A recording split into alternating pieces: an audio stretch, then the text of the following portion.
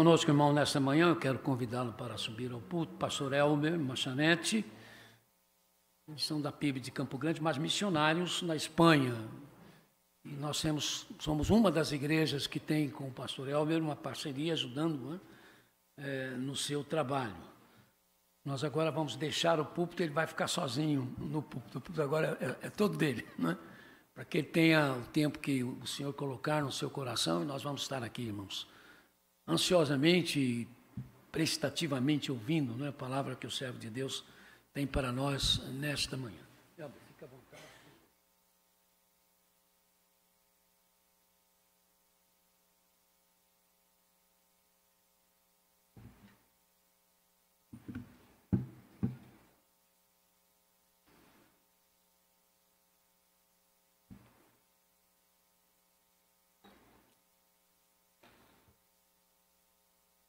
Bom dia.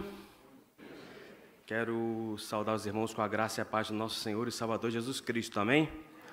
É um prazer poder retornar a essa igreja. Depois de 3 anos e 3 meses, estive aqui em março de 2019, testemunhando junto aos irmãos o trabalho que então fazíamos na região de Sevilha, na Espanha.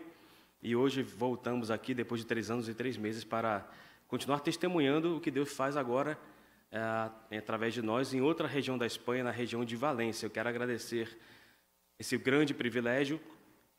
Me sinto sempre muito querido, muito bem tratado aqui na Igreja Batista de São Basílio. Minha família, minha irmã, meu cunhado, meu sobrinho estão também congregando aqui, Jansen, Ellen, Renatinho. Estou acompanhado hoje também do meu pai e da minha mãe, minha esposa Michele também, né? A Clara estava por aqui andando, agora desceu com as crianças.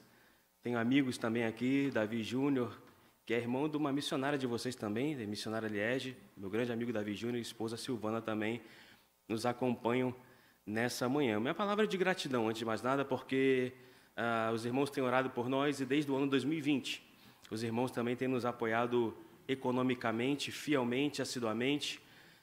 Com a vinda da pandemia, muitas coisas aconteceram, inclusive algumas pessoas e igrejas deixaram de contribuir, mas os irmãos, bem na chegada da pandemia, começaram a nos abençoar. E eu louvo a Deus pela vida de vocês, pela vida dessa igreja.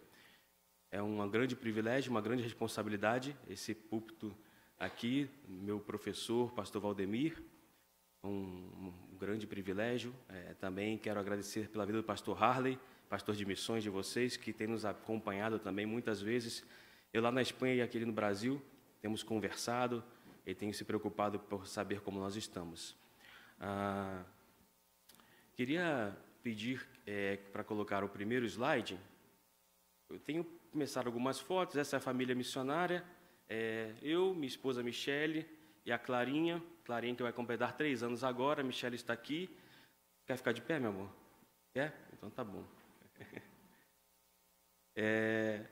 A família que Deus me deu no campo missionário. Conheci a Michele em 2005, no projeto Radical Latino-Americano, da Junta, ela de Rondônia, do Rio de Janeiro.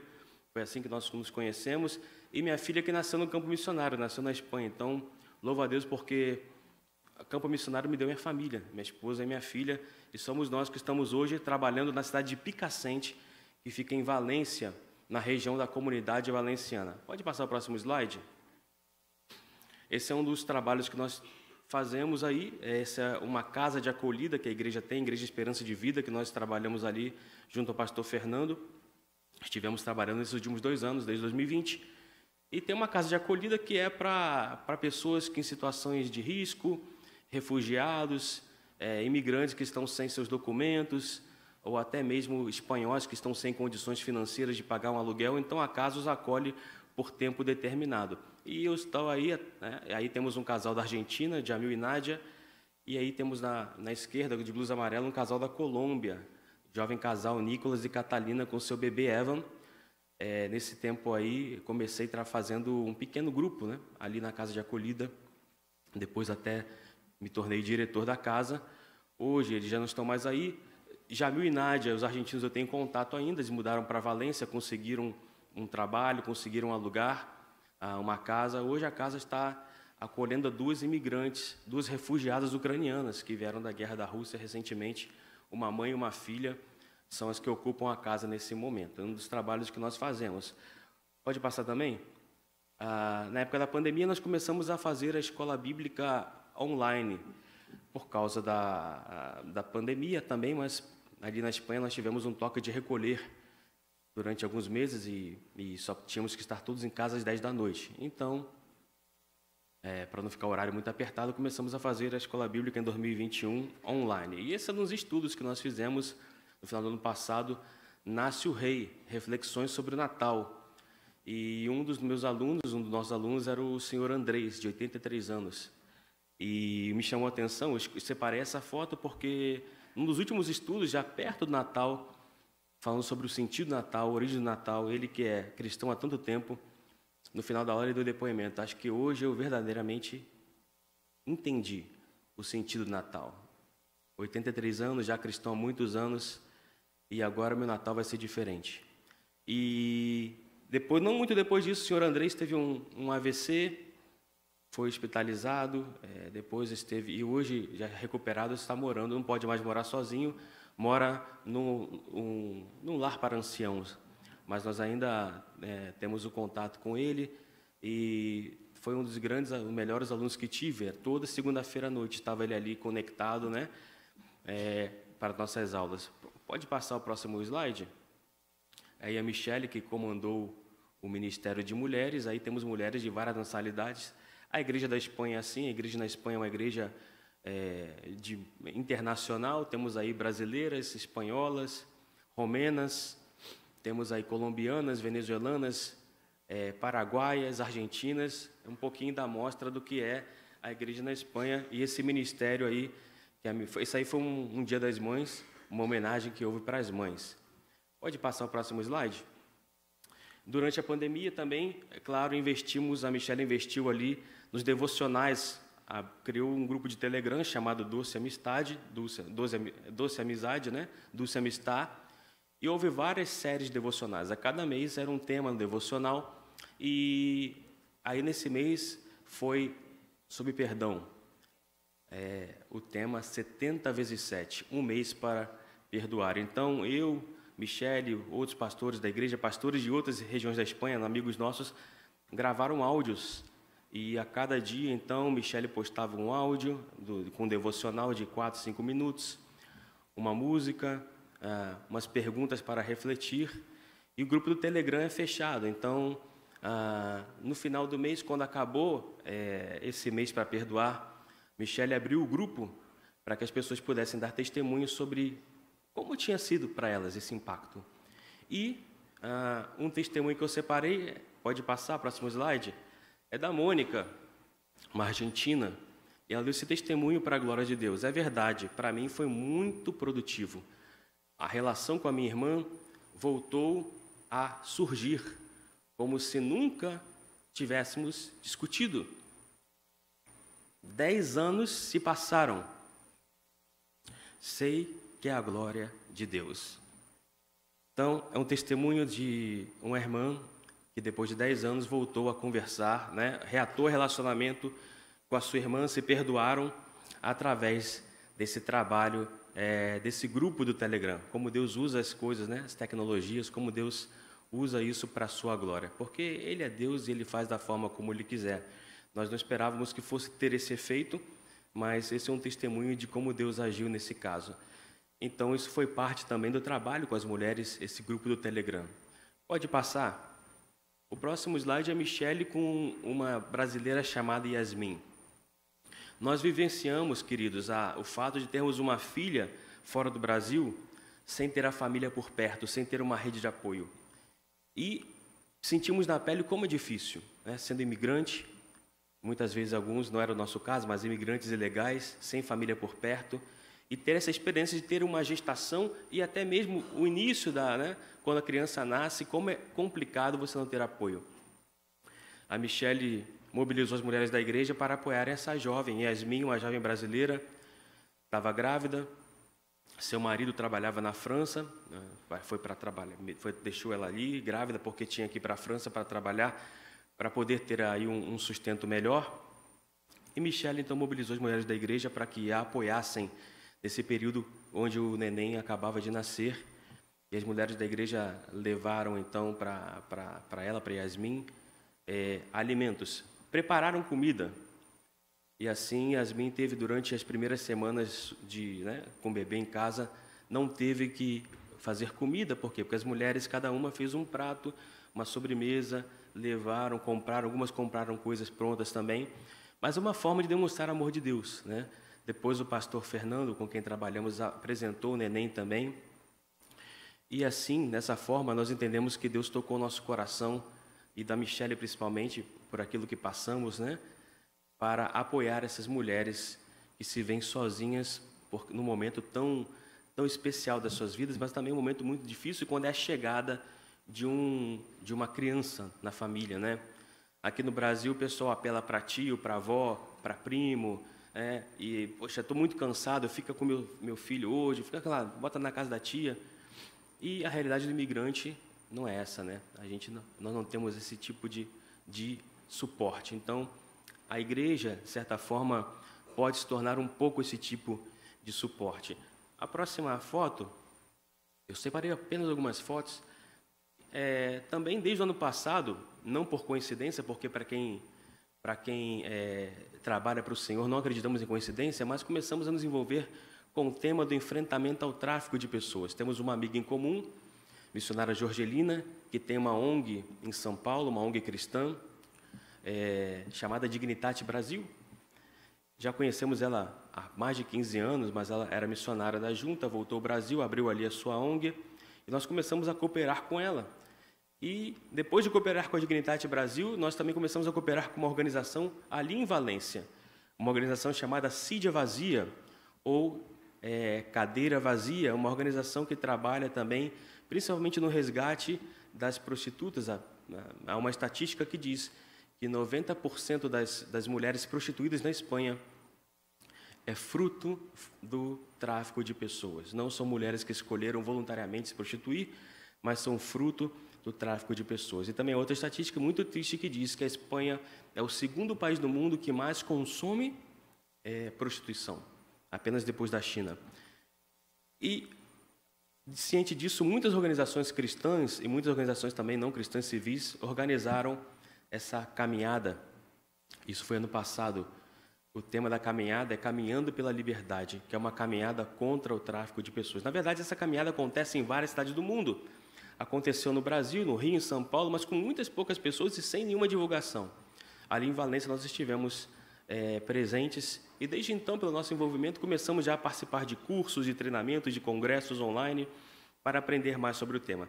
Essa é uma dos cartazes que nós levamos ali pelas ruas de Valência, que diz que o tráfico de seres humanos acontece aqui, e acontece mesmo hoje, acontece em todos os lugares.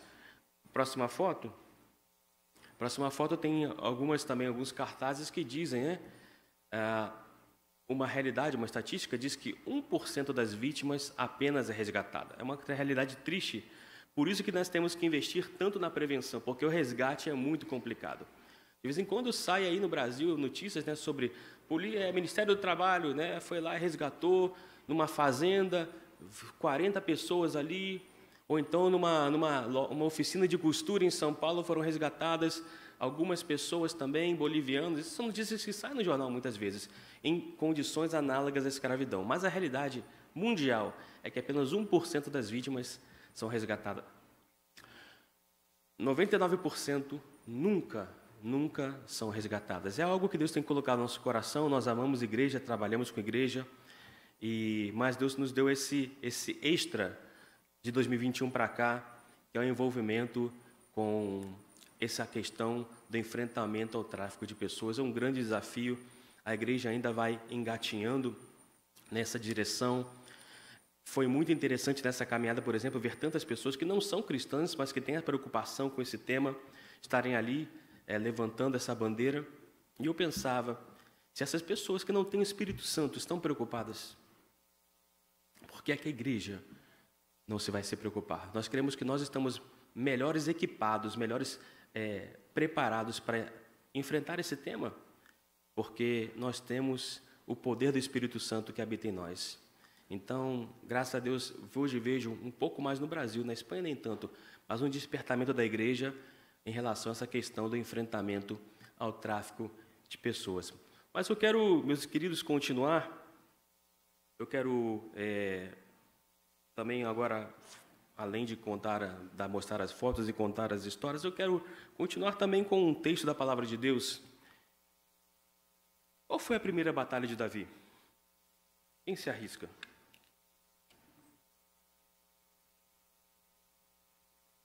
Concordo com vocês. Foi Golias.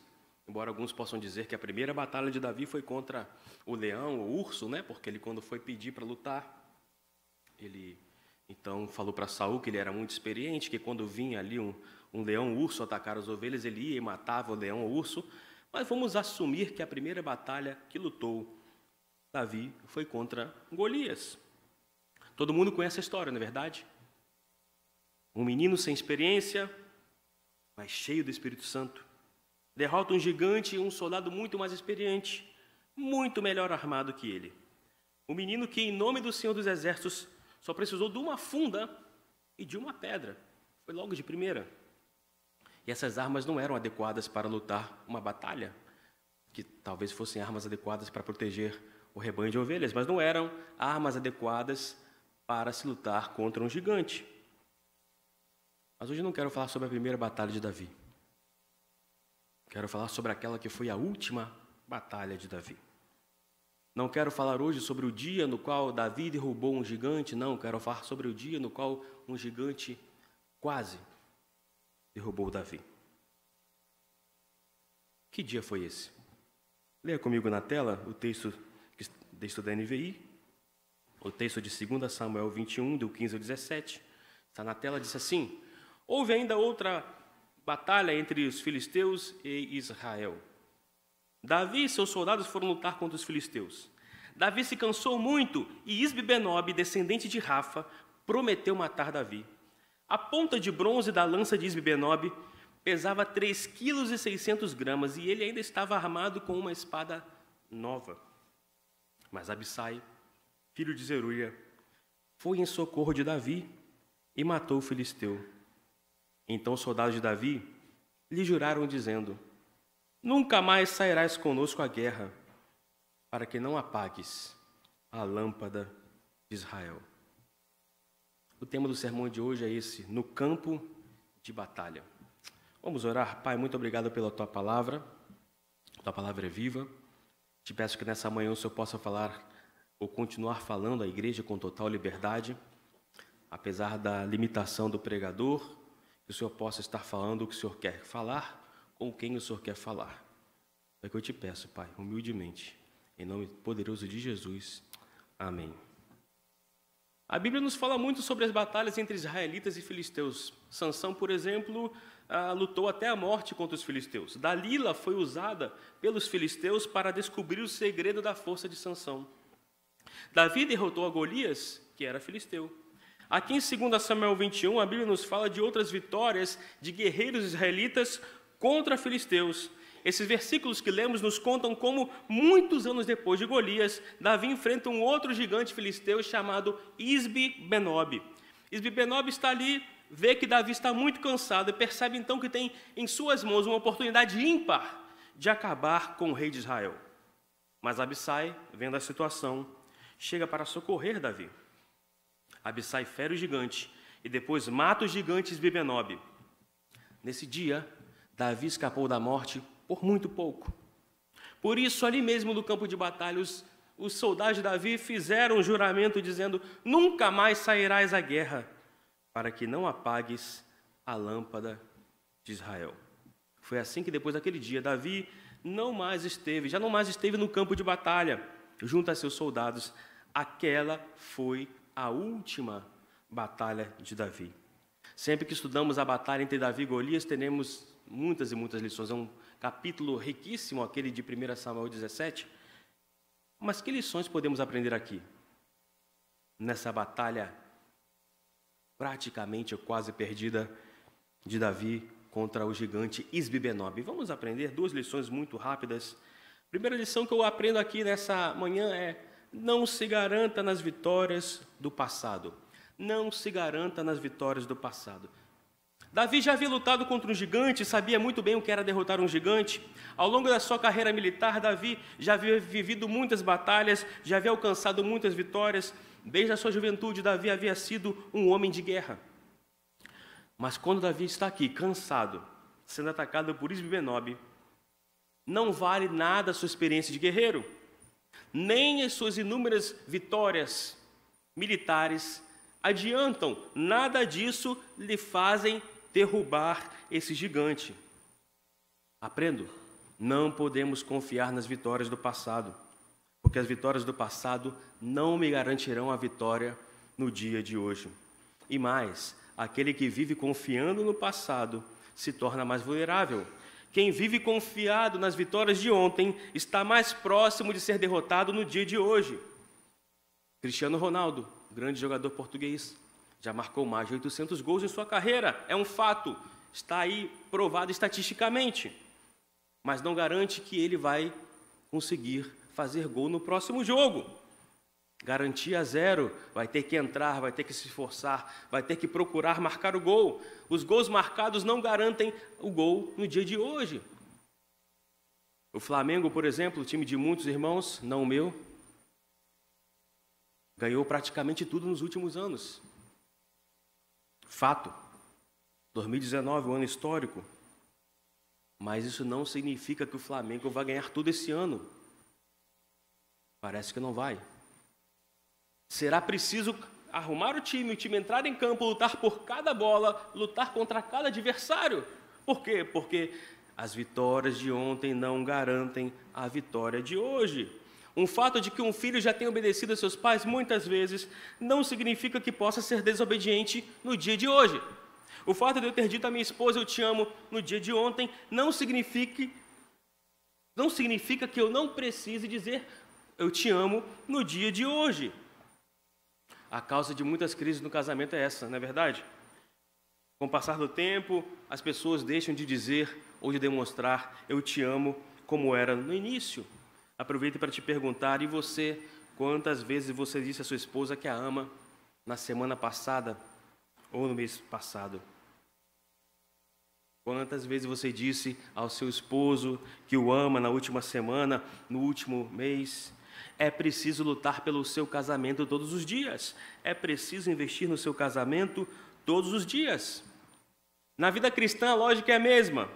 Não importa se eu já derrubei gigantes no passado, porque isso não significa que eu vá derrubar os gigantes que eu estou enfrentando no dia de hoje. É verdade que muitas vezes eu já orei ao Senhor e que muitas vezes Ele já respondeu minhas orações. Mas isso não significa que eu não necessite mais orar. A realidade de que muitas vezes Deus já me usou para abençoar pessoas no passado não significa que hoje eu possa me acomodar na minha relação com Ele. Não importa o passado, nem o passado distante, nem o passado recente. Conheci pessoas que se orgulhavam muito do que já haviam vivido em outras etapas de suas vidas, dos seus dias de juventude na igreja, das viagens missionárias, dos retiros, dos congressos, dos projetos evangelísticos. E tudo isso tem seu valor. Tudo isso é importante. O passado vivido tem o seu lugar. Mas o lugar do passado é no passado. E hoje? Conheci muita gente que se orgulhava, inclusive, dos feitos dos seus antepassados. Porque meu bisavô fundou essa igreja. Nossa família é fundadora dessa igreja. Começou na minha casa. Minha família doou o terreno para construir o templo. Tudo bem, eu gosto de história. Não gosto mais que o nosso professor Valdemir, que é melhor, que mais conhece a história. Mas eu gosto de história. A história é muito bonita. Mas é história. É passado. Mas e o dia de hoje? E você? E a sua história de hoje? Sabe o que eu também aprendo aqui? No campo de batalha não valem os títulos. Diante do gigante não importam os títulos. Títulos não nos garantem o sucesso na caminhada com Deus. Davi era rei de Israel. havia sido escolhido por Deus, havia sido ungido pelo profeta Samuel. Não importa se alguém é um pastor, um missionário, um líder do louvor, um professor no seminário, um professor na EBD, se há um pequeno grupo reunido na sua casa, não importa. Títulos não te garantirão a vitória, porque o gigante não respeita os seus títulos. Enquanto alguém está se garantindo nos seus títulos, o gigante vem e passa por cima.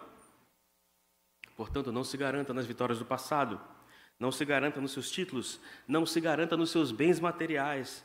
Nada disso te dará a vitória. A única opção que temos é confiar em Deus, entrar no campo de batalha entregado a Ele, rendido a Ele, prostrado diante dEle, dia após dia após dia. Descansar só na glória. Não podemos baixar a guarda nem um dia sequer. Eu aprendo isso com o próprio Davi, que disse assim no Salmo de número 20, está na tela, no Salmo 20, número 7, podemos ler todos juntos? Alguns confiam...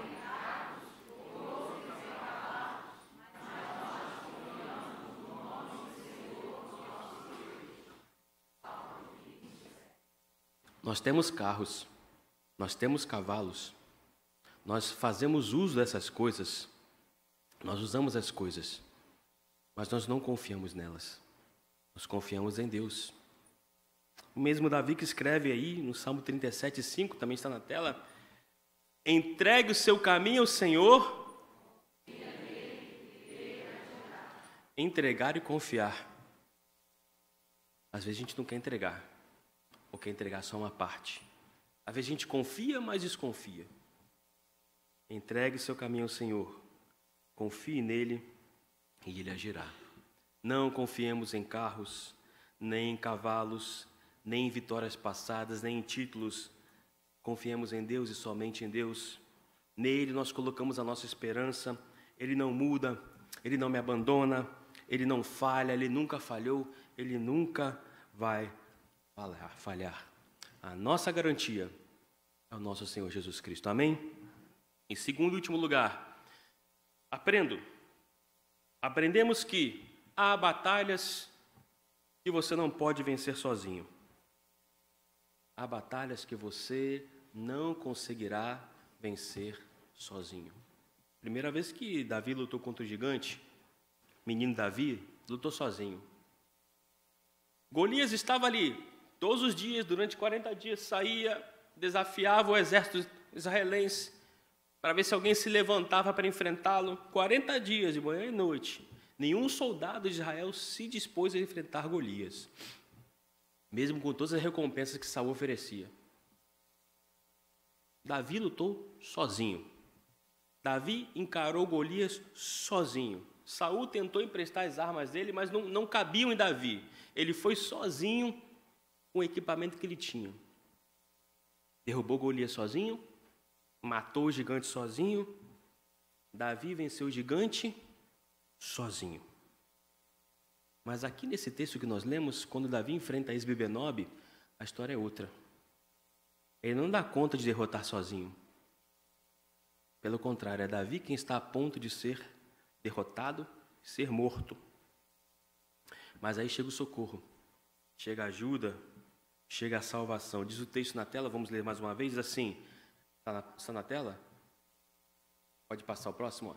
Mas Abissai...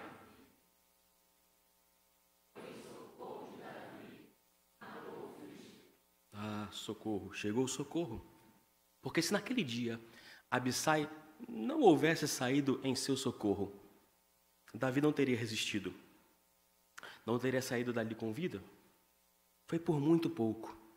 Por isso os soldados de Davi fizeram aquele juramento: olha, rei, Davi não conseguiu vencer Isbi-Benob sozinho. Comigo, quem tem Jesus nunca está sozinho, quem caminha com Jesus nunca fica sozinho, amém? Concordo com você. Mas não é isso que eu estou dizendo. Estou dizendo que há batalhas que você não poderá vencer sem a ajuda de outra pessoa. Há gigantes que você não poderá vencer sem a ajuda de outras pessoas. Vai ter que tirar a máscara, pedir ajuda. Você terá que aceitar ajuda, ou o gigante vai te derrubar. Eu sei que pode parecer muito nobre muitas vezes não falar dos seus problemas. Eu não quero levar problemas para ninguém. Eu dou conta, eu encaro tudo sozinho. Eu não quero incomodar ninguém. Eu não quero dar trabalho. Isso é coisa de gente fraca. Por um tempo da minha vida eu achei que isso era verdade, né? Forte é você não falar dos seus problemas com ninguém. Até que eu entendi como é preciso ser forte para poder se abrir com alguém e falar dos seus problemas. Pode parecer algo muito nobre dizer isso, mas não é. Pode ser o medo, o orgulho, pode ser que você queira proteger a sua imagem, pode ser que você pense que aguentar tudo sozinho seja uma prova de coragem, mas o que eu sei é que quando passamos por problemas, muitas vezes nos sentimos como Davi se sentiu naquele dia, cansados. E se você está cansado e não aceita ajuda, não busca ajuda, é muito provável que você não consiga derrubar esse gigante, mas que esse gigante derrube você. Ela nunca participava da ceia do Senhor e eu não entendia por quê. Ali no meu primeiro ministério na Espanha, em Sevilha, ela chegou, estava à igreja ali, indo na igreja com o seu esposo. Me parecia uma senhora muito piedosa, me parecia realmente uma cristã fiel, a observava. Mas sempre que nós servimos a ceia do Senhor, uma vez por mês, ela nunca tomava ceia. E eu cheguei a pensar que ela então não era casada com aquele homem, que eles viviam juntos, amaziados, era por isso que ela não tomava ceia. Até que um dia ela me procurou antes do culto de oração e veio me falar o porquê. Me contou a história dela, a história de muitas pessoas, uma imigrante boliviana que foi para a Europa para trabalhar, para tentar melhorar a vida, juntamente com seus filhos, e o seu marido ficou para trás na promessa de ir depois. Passa o tempo, passa os anos, então ela se estabelece, consegue inclusive que as filhas entrem numa universidade e mantendo contato com seu marido há anos sem vê-lo, marido boliviano também. Até que depois de um tempo, então, ele diz, vou te encontrar, vou para a Espanha então. Ela pega um empréstimo, uma dívida grande, que ela vai demorar anos para pagar. E quando finalmente chega a hora dele ir, ele diz, não vou mais, fico. Ela fica lá com a dívida, sem o esposo, passa mais um tempo, a relação estremecida, até que um dia, finalmente, eles conversam outra vez. E ele disse, eu vou. Outra vez eu quero ir. Essa foi a última conversa que eles tiveram, porque naquela mesma semana, esse homem boliviano veio a falecer. Agora ela está viúva na Espanha, muito triste. Até que conhece esse senhor espanhol, também viúvo, chamado Cristóbal, ela, Kelly, ele, Cristóbal, e os dois chegam na igreja. Aquele senhor espanhol parecia apaixonado por ela e ela muito, muito reticente em relação a ele. E um dia, então, conversando, ela resolve falar o porquê, me conta a sua história. Pastor, a minha relação com meu marido terminou sem ter terminado, ele morreu, mas de algumas formas eu me sinto ainda às vezes pensando nele, no que aconteceu, e por pensar isso eu me sinto muito culpado, é por isso que eu não tomo a ceia. Eu falei para aquela senhora, olha, eu entendo perfeitamente, uma relação que não terminou, você não fechou o ciclo, você provavelmente nunca sepultou o seu marido, mas não te condeno. Se é esse o seu problema, você não tem que deixar de tomar a ceia. Você é casado com seu esposo, vocês vivem bem. Agora deixa eu dizer uma coisa para você. Eu não conheci o seu ex-marido, o que faleceu. Não sei exatamente a situação dele. Pelo que você me contou, eu pude ver que vocês tiveram altos e baixos, mas eu digo uma coisa para você. Todo mundo percebe que esse homem, com quem você vive agora, com quem você é casado, esse homem te ama. Se você parar para pensar, você vai ver que ele tem coisas muito boas. Ela disse, é verdade, pastor, Ele me ama, mas oramos por ela naquele dia para liberá-la de uma culpa, porque o gigante dela era uma culpa que ela não tinha que carregar.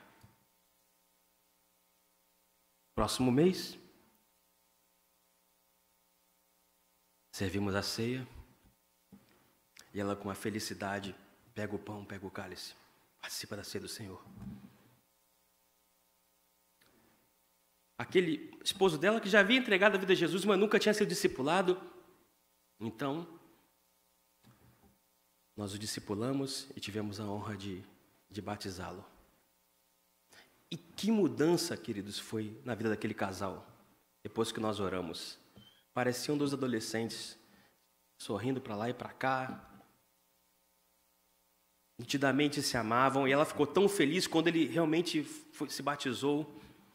Depois de um tempo, eles foram para a Bolívia, ela já estava muitos anos na Espanha, sentia falta do seu país, ela foi para a Bolívia e ele foi com ela. Mas tudo mudou. Por quê? Ela decidiu pedir ajuda para derrubar um gigante que ela não conseguia derrubar sozinha. Um gigante que alguns vão dizer está na cabeça dela, mas que a aplastava, um gigante que a fazia não poder se entregar no seu relacionamento. Qual é o gigante que você carrega? Qual é o gigante contra o qual você luta?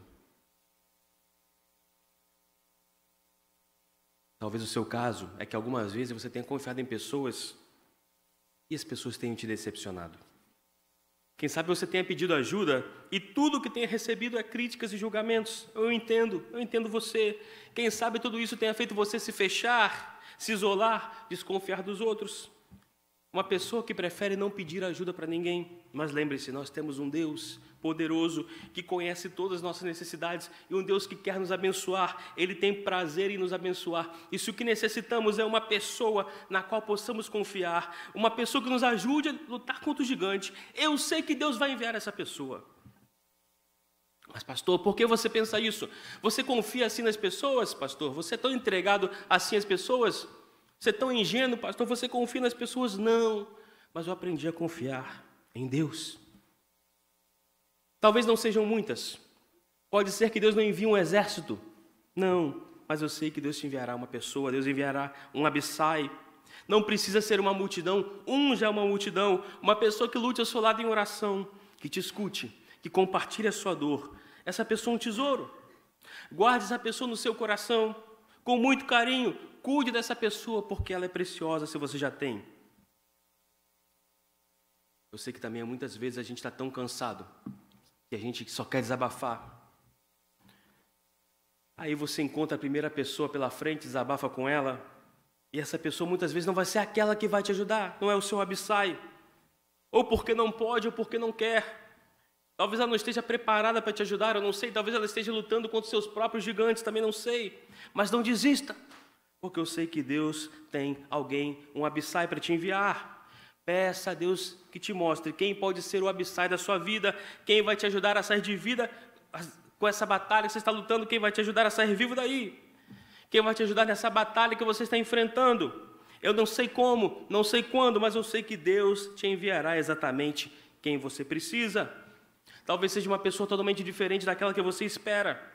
Talvez o seu Abissai seja uma pessoa que você jamais poderia imaginar, mas Deus é assim, e muitas vezes Ele age assim, para que você entenda que é Ele quem faz, é Ele quem envia o socorro pode vir muitas vezes de onde menos se espera. Qual é o gigante que você está enfrentando hoje? Uma crise no casamento. Quem sabe no passado você conseguiu derrubar esse gigante sozinho, mas hoje você está como Davi, está cansado. Eu digo para você, você não precisa passar por isso sozinho. Talvez o seu gigante seja um vício. O seu Isbe Benob podem ser as drogas, o alcoolismo, as apostas. Há um grande número de jovens hoje que estão viciados em apostas. Quem sabe o seu gigante seja uma compulsão por comprar desmedida. Quem sabe pode ser a pornografia o seu gigante. E talvez no passado você já tenha lutado contra esse gigante sozinho. E agora você pode estar pensando, eu posso dominar esse vício, eu posso controlar essa compulsão, essa tendência, eu posso vencer esse pecado sozinho. Só que agora você está cansado, dessa vez o gigante está matando você. Eu digo nessa manhã, você não precisa passar por isso sozinho. Quem sabe o gigante que você enfrenta hoje seja a frieza espiritual. Você vem, participa das atividades e tudo que você tem são críticas. Perdeu o primeiro amor. Pode não parecer um gigante, mas um gigante que ataca muita gente. Talvez o seu gigante seja a depressão, a ansiedade, alguma das doenças das emoções.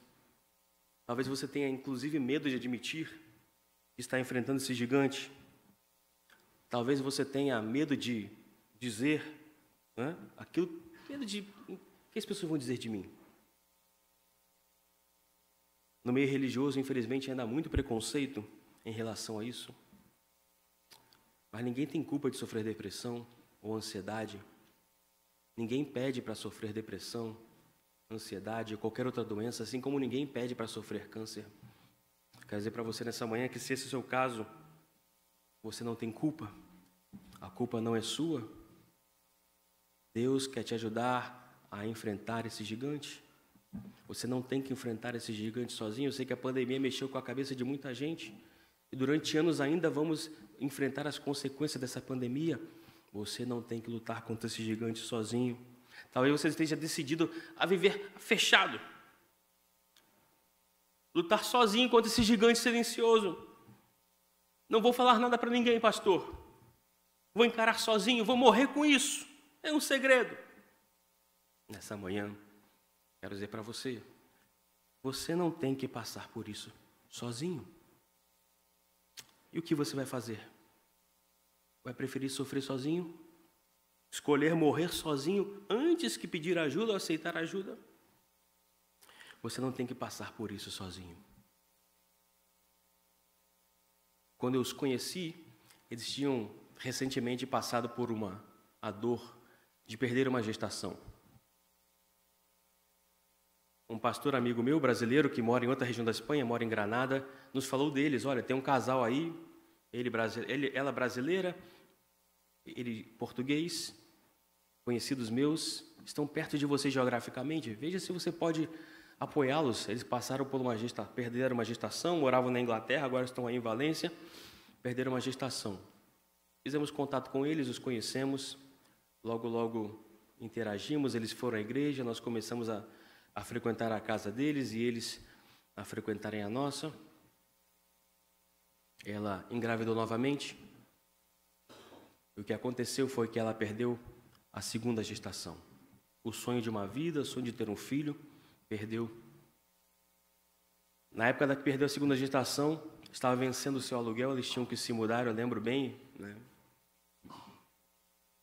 Michele, ela tinha feito uma curetagem, não podia fazer nada, não podia pegar peso, limpar a casa, então Michele foi com as mulheres da igreja para ajudá-la, inclusive levou Clara nesse dia. E o marido, quando chegou, o marido que ainda não entregou a vida a Jesus, eu digo ainda, mas tenho fé que vai, o marido olhou aquelas mulheres trabalhando e falou assim, chamou a esposa e falou assim, e esse pessoal todo trabalhando aí? Olha, não tem dinheiro para pagar esse pessoal todo não. Não tem dinheiro para pagar essas faxineiras todas não. E ela falou, não, elas estão aqui para nos ajudar, estão fazendo de graça. Lembra que eu falei da Michele? Esse ministério que Deus tem dado de cuidar de mulheres, imigrantes que estão ali? Pois. Passado um tempo, ela encontrou uma médica brasileira que descobriu que ela tinha algumas doenças autoimunes que só se manifestavam na gravidez. E que o próprio corpo dela, então, é que matava os bebês. Descobriu, então, uma maneira de poder, então, fazer a gravidez avançar, acompanhar. E ela engravidou novamente. Michele ajudou a comprar roupas, a preparar. Quando ela tinha 26 semanas de gestação, então ela entrou no hospital com uma crise, descobriu depois que tinha contraído um vírus e que o bebê vinha deixar de crescer já tinha um tempo. Não daria para levar a gestação mais para frente. com 27 semanas. Um parto de muito risco, tanto para a mãe quanto para o bebê.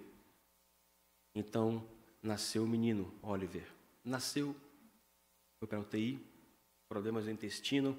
Eu lembro que no dia, meus irmãos, eu orava a Deus, eu pedi oração a vários irmãos no Brasil, mas a gente se preparava para o pior como pastor. Eu fui para o hospital naquele dia, pesaroso, confiando em Deus, mas pesaroso, de que, quem sabe, o bebê não sobreviveria, ou a mãe. Mas Deus teve misericórdia, atendeu nossas orações. A mãe ficou bem, mas o bebê não ficou bem. Depois de 3 meses de UTI, 2 cirurgias do intestino, finalmente o neném foi para casa.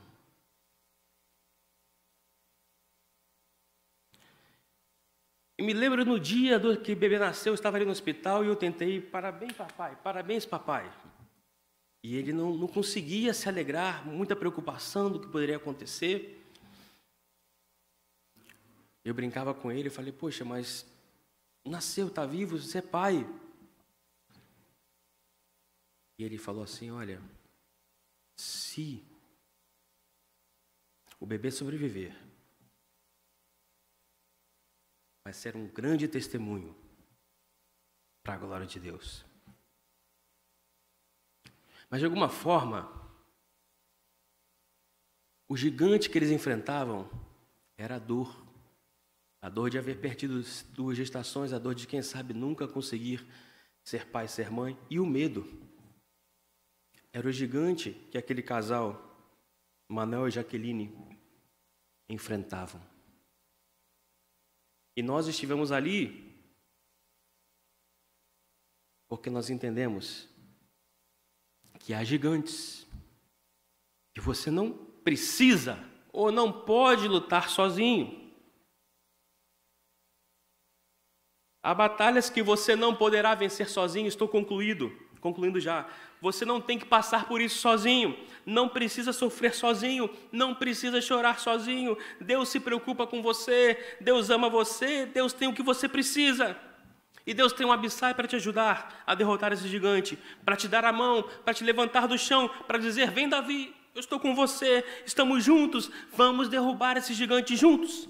Deus está com a gente, Davi, se apoia em mim.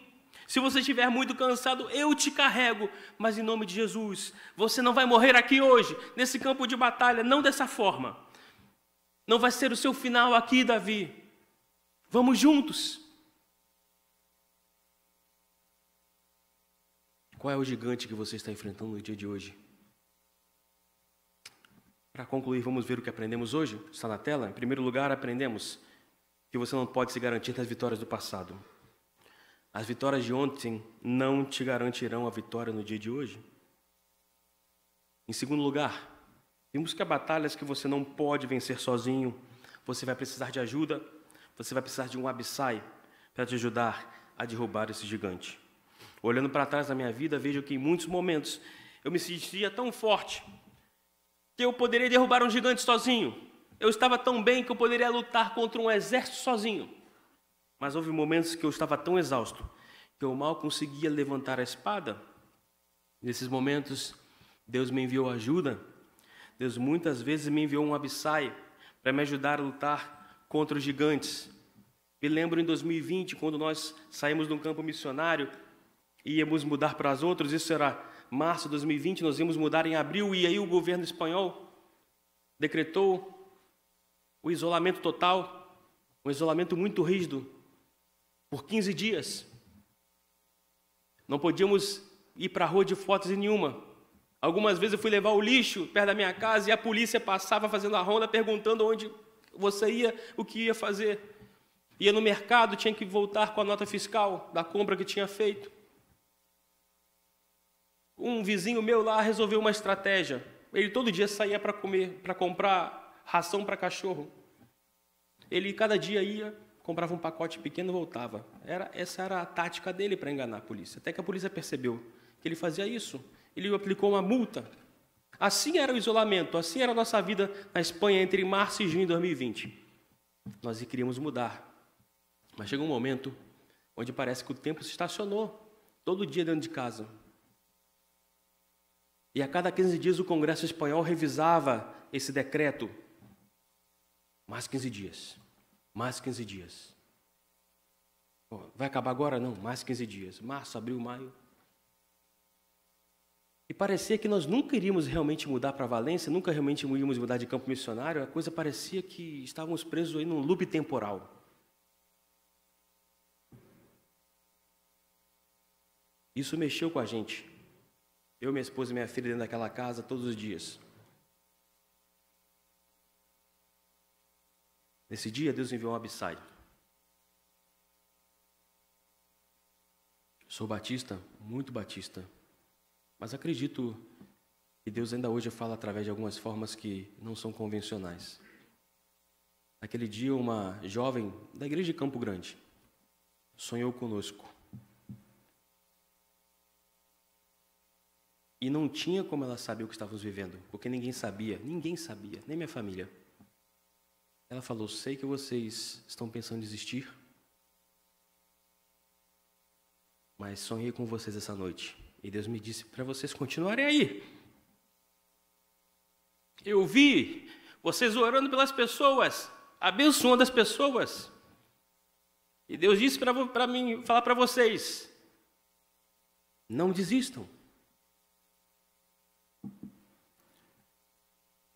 O Abissai, naquela situação, Deus fez com que sonhasse. Deus usou os sonhos. E Deus usou a internet, porque ela estava no Brasil, nós na Espanha. Porque Deus é assim. Usa o natural, usa o sobrenatural, usa o que Ele quiser, porque para Ele tudo é natural. É muito bom ter Abissai na sua vida. Eu sei disso. Mas é melhor ainda poder ser um Abissai na vida de alguém. Poder ajudar o outro a enfrentar o seu gigante. Poder ajudar o outro a se levantar. Como diz o texto, e aqui terminamos com esse último texto, diz assim, está na tela? É melhor ter companhia do que estar sozinho, porque maior é a recompensa do trabalho de duas pessoas. Se um cair, o amigo pode ajudá-lo a levantar-se, mas pobre do homem que cai e não tem quem o ajude a levantar-se. Você tem sido Abissai na vida de alguém? Tem ajudado alguém a enfrentar o seu gigante? Você tem estendido a mão para levantar aquele que está caído? Você tem ajudado a socorrer o exausto? Há tanta gente, às vezes, ao nosso redor, perto da gente, sofrendo, calado, e muitas vezes não percebemos. Vamos pedir a Deus que abra os nossos olhos, para que possamos realmente ver essas pessoas. Pedir a Deus, na minha oração nessa manhã, que Deus faça de você e de mim servos como Abissai, que estendamos a mão ao caído, que ajudemos aos que estão enfrentando gigantes, que saiamos a socorrer aqueles que já não podem mais. E que, portanto, Deus nos abençoe. Amém. Vamos orar? Pai, essa tua palavra, essa palavra pregada, Senhor, eu te peço que possamos colocá-la em prática. Eu não sei com quem o Senhor queria falar nessa manhã. Certamente comigo falou uma vez mais. Eu te peço que o Senhor possa nos dar essa percepção, essa dimensão de que a vida cristã é dia após dia e que não nos garantamos, Senhor, nas vitórias do passado, nos títulos que temos, nos bens materiais ou que qualquer outra coisa, que possamos confiar em Ti e somente em Ti. Em segundo lugar, também te peço, Senhor, que possamos ter a humildade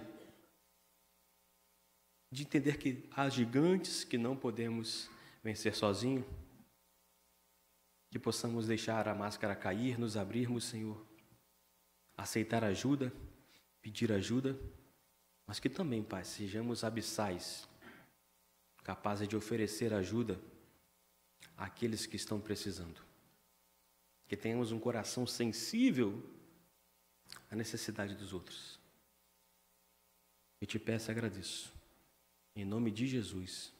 Amém.